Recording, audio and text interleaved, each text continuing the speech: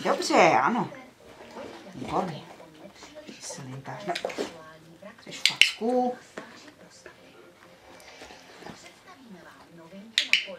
Dobře, ano.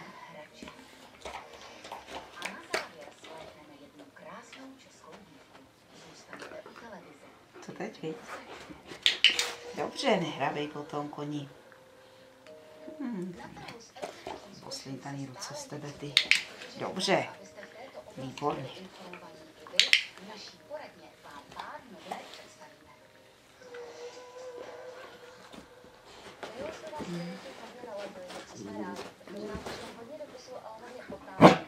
Ale. Tak jsme si do naší poradny pozvali opět Kateřinu Vážovou, majitelku bytě Kopejky Medy. Dobrý den, Kateřino. Dobrý den. Tak hnedka začnu prvním dopisem. Otázkou. Dobrý den, chci vám poděkovat za bezvadné byty. Pořídila jsem si erotickou pomůcku na klitoris a teď jsem se díky vašim radám rozhodla, že zkusíte vibrátor. Jaký je podle vás nejlepší k tomu, abych použila oba na jedno?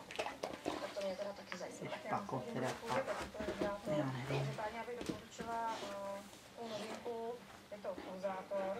Pulzátor prostě nevibruje, připomíná vlastně pohyby další část a navíc se na dálkové ovládání, které reaguje vlastně na pohyb, to je to, co partner dělá. Dobře, výborně. Potom ta partnerka a opačně. Můžeme to ukázat. Ano, super. Test.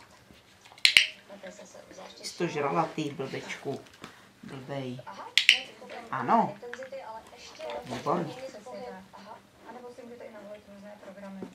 Dobře. To je super. Tady máš návod.